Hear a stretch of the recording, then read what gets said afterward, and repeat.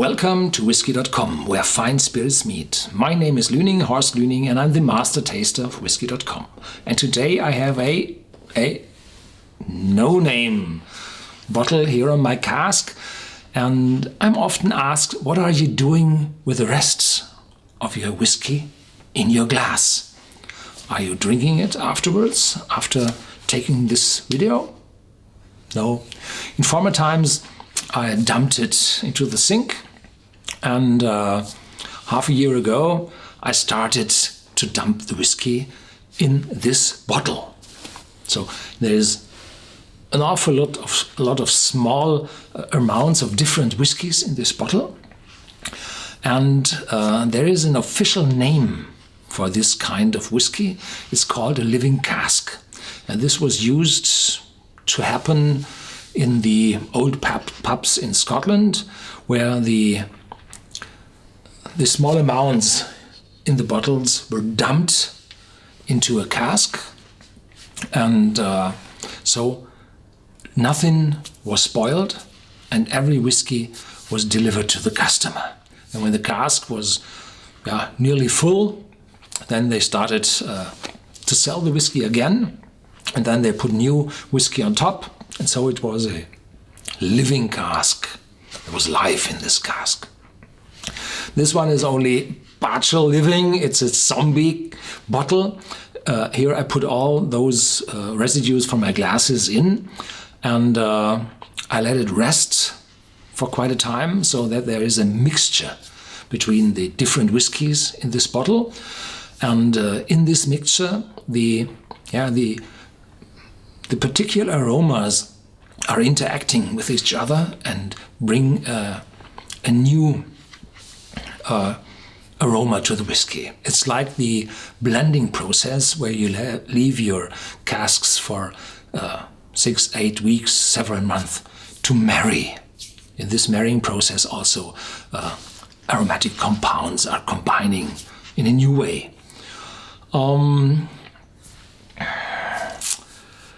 What have I put into this bottle? Only whiskey. So no whiskey liqueur, no sugar, no poteen, no white dog, no raw whiskey. But I think everything is in it. There is Scotch blended whiskey, Scotch single malt whiskey, Scotch blended malt whiskey, Kentucky straight bourbon, Tennessee whiskey, Japanese whiskey, international whiskey from all over the world, but everything was whiskey. So we have here an international blend. Okay, if you look very carefully in this bottle, perhaps it's not visible, what you can see, it's 1898. So connoisseurs know which distillery this bottle belonged to. If you look carefully against the light, then you see a light haze in it. Where does this haze come from? From my mouth? Oh, no. This is a typical reaction because I tasted a lot of unchill filtered whiskies, and here we have a reduction in strength because I also mix my whiskey from time to time with water. I water it down to below 40%, and this mixture of these unchill filtered whiskies, which are typically put into the bottle with 46, 48 or even cask strength, they are diluted down to typical strength, slightly above 40 ABV. Most of my whiskies I tasted so far had 40% ABV. So there is a natural haze coming up. And when I decided to taste this bottle in front of the camera, I shake the bottle because I put it into the sink, had water on it, and then I took a knife and scratched the label off the bottle. And so I've shaken the bottle a lot, and so this haze which rested on the floor came up, and now it's like slightly cloudy. And these cloudiness clumps together to small particles already. Interesting to see. It's physics, it's these micelles, which are typically lipids. So, at first we look at the ABV, and therefore I have this kind of spindle, and depending on the weight of the liquid, it's the old Archimedes principle that the lift of this spindle equals the weight of the whiskey, which is put aside, and from this you can decide which ABV you have, and there is a mark on it, or marks on it, and here we have 42% ABV. The ABV might be a little false estimated, because it's not exactly 20 degrees centigrades on which this spindle was adjusted. Yes, temperature 20 degrees centigrade. And it's slightly cooler because I had it in the sink with cool water, perhaps 17 degrees. Like this.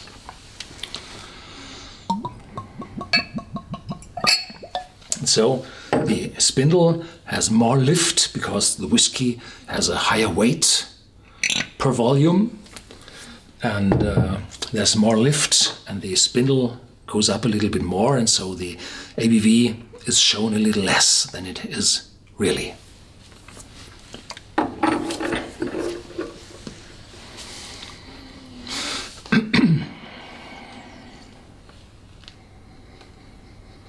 So I put everything into this bottle, from smoky whiskies to sherry cask matured whiskies, international whiskies, single grain whiskies, everything whiskey.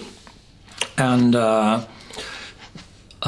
astonished that the smokiness of this whiskey is quite low. Ben Romach typically has 7 to 8 ppm peat, and this one has less, 5, 6 ppm. But the smoke is there, yeah. The taste is very not complex, it's intermixed. It's intermixed, and I'm not able to figure out which is which. There are far too many whiskies in this bottle. 50, 70, whatever.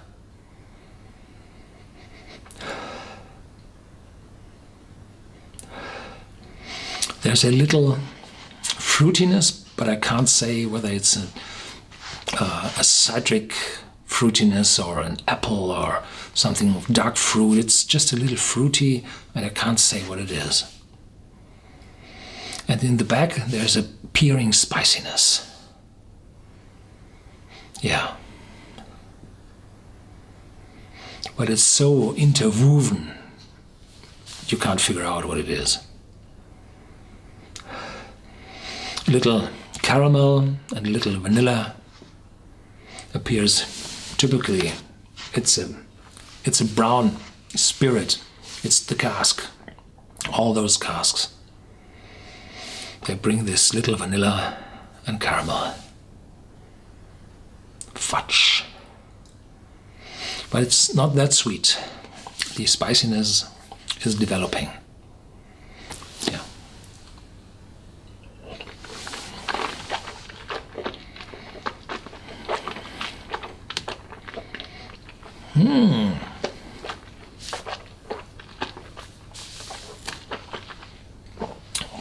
Strong.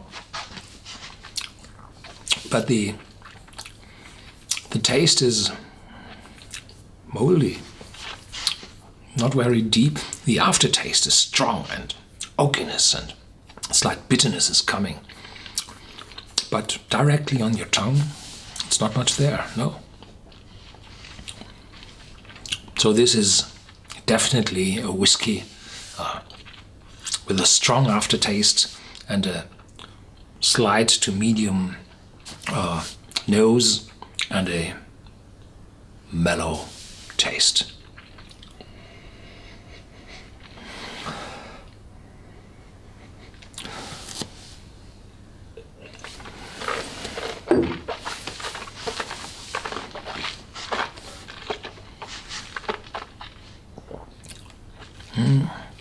Is it good? Is it bad? That depends. The very good ones of the whiskies I taste here, I swallow completely. And the medium to less good ones, the rest in the glass is more and more. So I'm mixing here the less valuable whiskies in this bottle. And it's a typically intermixed taste of Scotland. The international whiskies and the bourbon and the Irish and the Japanese, they are very, very small amounts in this bottle. So most is Scotland and most is Highlands and Speyside. So this is the definite taste of the Speyside. And it's better, from my personal point of view, than the single malt whiskies from the discount supermarkets, because they use refill and third and fourth fill casks for their big amounts of whiskey, because they are cheaper, much cheaper. And this one contains most often,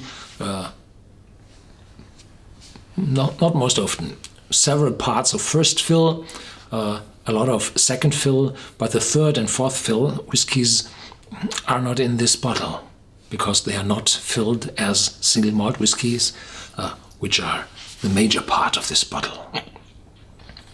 Yeah, if you want to have such a bottle yourself, get used to not emptying all of your bottle, but